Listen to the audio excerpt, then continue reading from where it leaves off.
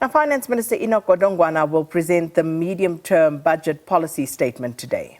Now, economists are basically saying priorities should include Eskom's 400 million rand debt burden, the public wage bill and social relief amid the rising cost of living and high unemployment. So our reporter Tshepo Mongoai is in Parliament or outside the building there. So let's cross to him as they track for us what's happening and, of course, the anticipation building up to this afternoon's address. Tshepo, good morning.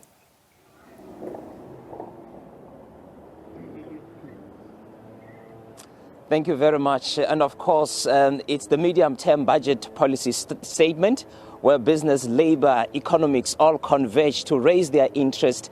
And you have of course, the interest is quite big here. We know that the medium-term budget policy statement, it updates on the government plans. Government plans is a budget in a cycle of 3 years.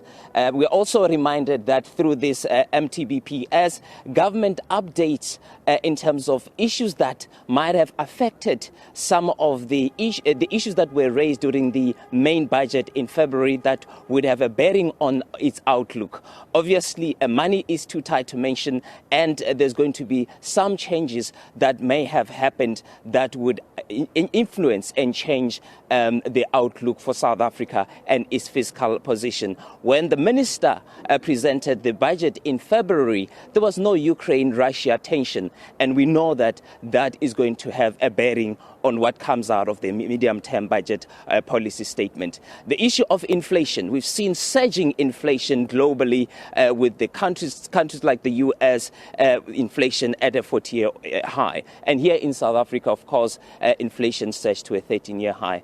There are competing interests. At times, it's about who speak the loudest in order to exert pressure on government to respond to their needs. And one constituency that can definitely exert pressure on government is Labour. We are now joined by Matthew Parks, who represent Labour here in Parliament. Matthew, it's very clear that as Labour, you are not moving on your position in terms of your demands. What are the alternatives that you've put forward that can help in reining in this rising wage bill? Look, I think for us, the wage bill is not actually rising. If we look at the budget over the last decade, it's always been about 30 to 35%. We think government needs to respect workers, including public servants. We have praised nurses and doctors, police officers, defence force personnel, other public servants for the past 2 years of keeping the nation safe. Many have died against COVID. All their workers are simply asking for us to have their salaries, which are quite low, be protected from inflation. We think government can do better. They can afford to cut what politicians make.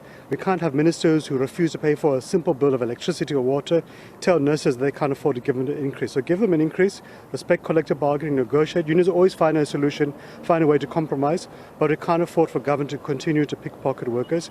We think the real solution to the fiscal crisis is let's deal with corruption.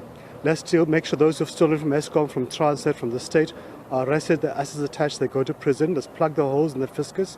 Let's make sure we invest more in the South African Revenue Service, because that can generate additional revenue by tackling tax evasion and customs fraud, give money to the state. They've already done quite well in generating about 80 billion rand extra revenue this year.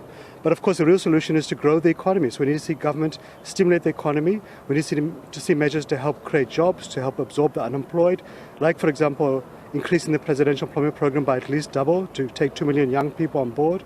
We should see government giving more relief to the unemployed, like through the SOD grant, increase it to the level of food poverty line, make sure 10 million people receive it. Those are the real ways to grow the economy. Of course, we're not going to grow the economy and address all these crises if we don't fix Eskom. So we really hope the Minister of Finance will finally announce a debt relief package for Eskom today, at least reduces debt by half to enable Eskom to focus on maintenance, on generation, because if Eskom works, the entire country can work. Similarly with Transnet and Metro Rail, we need to get Transnet working because that's key to mining, to manufacturing, to agriculture. Fixing Metro Rail is key to getting workers in the cities to work on time. So if we can address those issues, then we can grow the economy, we can manage the fiscal pressures. I mean, growing the economy, it's actually a medium to long-term plan. There are things that we can do now, and I suppose the wage bill is something that can be done quickly and it can bring about quicker results. And it's worrying that Labour and government are still not on the same page, given the fact that you started your negotiations in March and there were supposed to be guidelines for your talks. Yeah, look, negotiations do take time. We think partly the problem is that the previous Minister of Finance, Tshepo Mongoai, messed up collective bargaining badly. He engaged in some political, cheap, populist theatrics by refusing to engage in 2020, undermining signed collective agreement. So that has really poisoned the waters. But we are pleased that there are engagements taking place. The engagements are now before the CCMA. We hope we can, and we will find a resolution to it. But government needs to stop pickpocketing workers. You're not going to grow the economy if workers don't have enough money to buy the goods we produce. If you look at the debt level reports, workers are drowning in debt. We made positive solutions as COSATU to say how can we assist in the broader scheme. We've helped draft to Treasury a bill to allow workers access to the pension funds to help ease the pressures, but government also needs to meet us halfway. They can't simply continue to abuse workers, because what you're going to find is that skilled public servants like nurses and teachers, doctors will leave to go to the private sector where they're treated better. They'll leave to go overseas where there's better pay.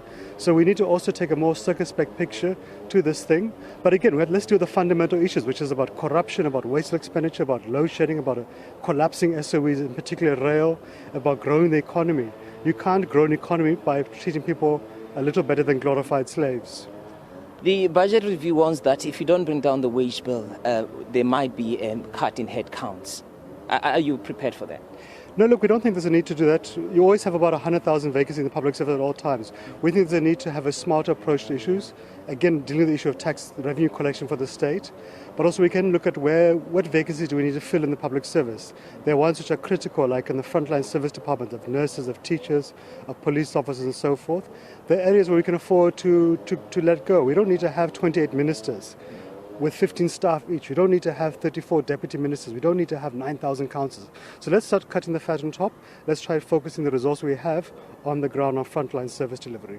Thank you very much. That's Matthew Parks. He represents COSATU here in Parliament. And of course, as part of our coverage of today's medium-term budget policy statement, we'll also be getting views from you as the viewer to tell us exactly what has been your experience with the previous budgets. And to do that, we'll be having rolling coverage with my colleague Nompu, and we'll also be joined by Nastasia Arense, who will be able to give us some background in terms of where we come from. What are some of the commitments that the previous ministers have made? What was the budget plan that were outlined in the previous speeches? And of course, to look at some of the issues that involve you as the viewers, I'm joined by my colleague Stembiso here to tell us what's happening on the social media front. Stembiso, just update us. What has been happening? What are the viewers saying?